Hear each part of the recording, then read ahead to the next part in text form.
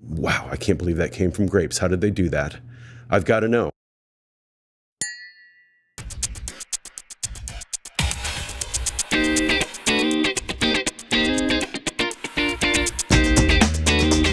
It's interesting because my background is in plant ecology. That's what I studied as an undergraduate, biology, plant ecology. And I had a professor that I became good friends with, and he and I would talk about what an interesting study in plant ecology wine grapes are. The vineyard, the site, the soil, the terroir, basically, and how that influenced wine.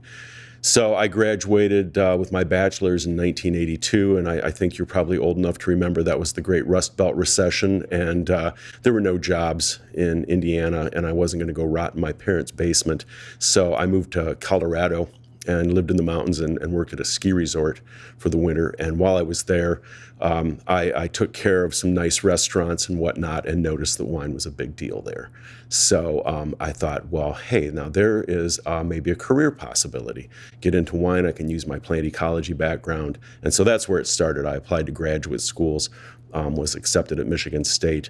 And once I got started there, then I had the opportunity to try some different wines and had my epiphanies a couple of times where I tried a wine and said, wow, I can't believe that came from grapes. How did they do that? I've got to know. And so here I am, 35, 36 years later, and I'm still learning, but I've come a long way. I'd studied chemistry and biochem and those sorts of things as an undergraduate, microbiology. But it's amazing how many things can go wrong with wine. And so people ask me when we're talking to them in here, well, if this is a world-class wine region, why doesn't the world know about it? And I said, it's a fair question. But I said, if you look at Europe, they've had about 1,000 years to sort things out over there, maybe 1,500. We've been working on this since about the 1970s. Back in the 50s and 60s, it was just Concord, Niagara, American grape varieties grown here. Then people started bringing in hybrid grapes, resistant hybrids, Vidal Blanc, Seyval Blanc, those kinds of things, Marshall Foch. And so the wines became much better. They didn't have the American flavor.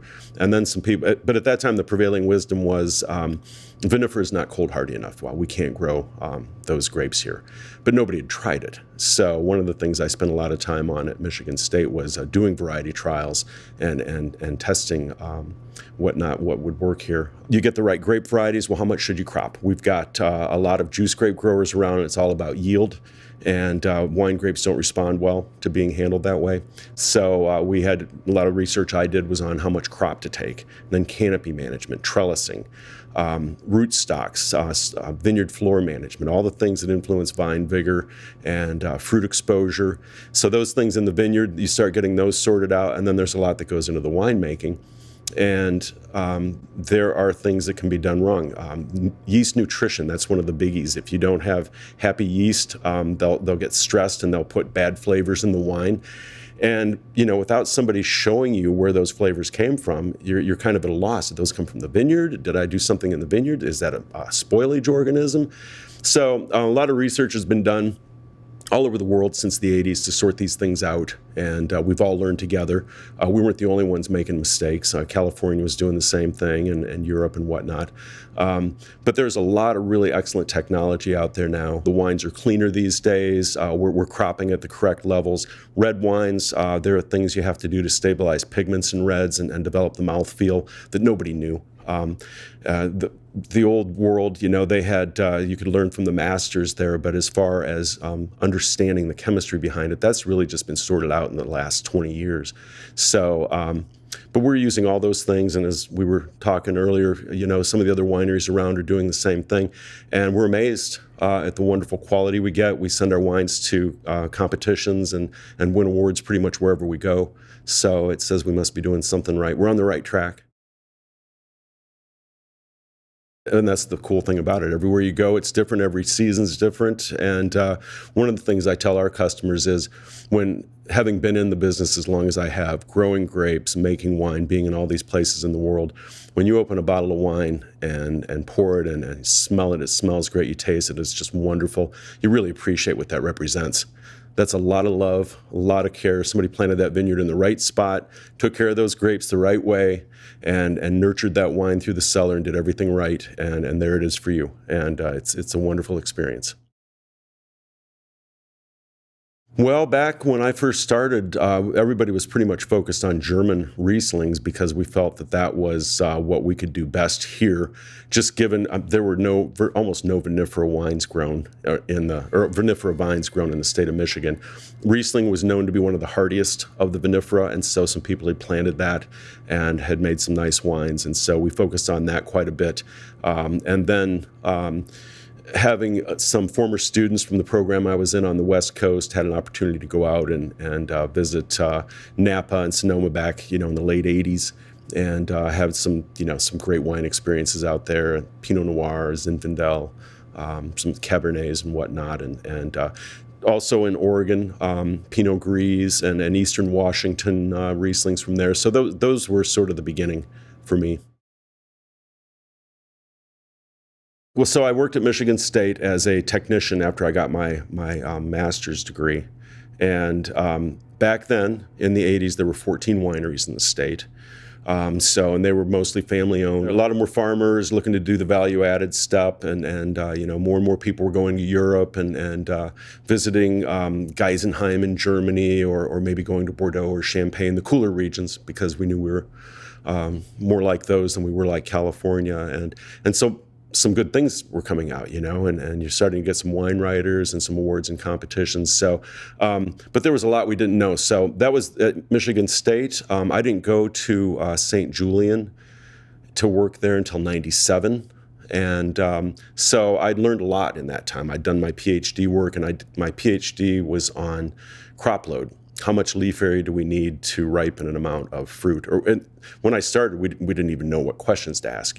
Growers were saying, well, we can take 10 tons of the acre, and we're thinking, man, it sure doesn't make very good wine. But we're saying, no, we think you should only be taking maybe 4 tons of the acre, and nobody wants to hear that. That means they're making a lot less money. So we had to have some data to work with, and that's what I did for my dissertation. So we found out that somewhere in the 3 to 3.5 ton range for red vinifera, somewhere in the 4.5 to 5 ton range for white vinifera worked really well, and we started implementing that, and it was working great. The growers were making money, the wines were winning awards. So my first year at the large winery, there was a lot wrong with the way the growers were growing the grapes. I mean, that was one of the reasons I was hired. They were growing pretty much everything like juice grapes, and that just doesn't work for vinifera. It's a top wire trellis, and everything's hidden in the shade of the leaves. So I went out and started preaching the gospel of better viticulture. Some guys were excited that we were going to turn a corner and really start seeing better grapes, and other people chased me out of their vineyard and said, who do you think you are? You got a couple degrees. I've been doing this for 5 generations, And I respectfully left their vineyard, and it is their land, and they can do what they want to with it, but we stopped buying those grapes. So the people who were doing things the right way, immediately we started seeing a big change in the wine quality, and more reporters coming to the area, more ink spilled about what we were doing, and sales started going up. So then I had the conversations with the growers, you can take a big crop one year and you go to the bank, you make a lot of money that year, but I've got this lousy wine I've got to sell. People will buy it once, they won't come back and buy it again. What we need to do is make good wine consistently. The people will buy it, they'll come back and buy it again. And the way you're going to make money is you're going to plant more acres of grapes ultimately. So it's a very long view. It's like planting oak forest for your great grandkids or whatever. But again, there were those who saw that and understood it. I traveled to California with a couple of folks that are in the business, and because I know a lot of people on the West Coast, and we had the opportunity. One of my friends was a manager for the Tokelon Vineyard in Oakville. Here's the way they do it here. What better example do you want? And for Beckstoffer, he was the manager for Beckstoffer, and he said, the way we handle the contracts here, 30,000 an acre, and you can take as much or as little crop as you want. Most people take 3 tons. And that was back in '07, I think we went out there. So $10,000 a ton fruit. So that got their attention. And we came back, and instead of trying to grow everything on, trellising that would yield higher yields, they started going for higher quality. And we've seen the results. The wines are much better than they used to be.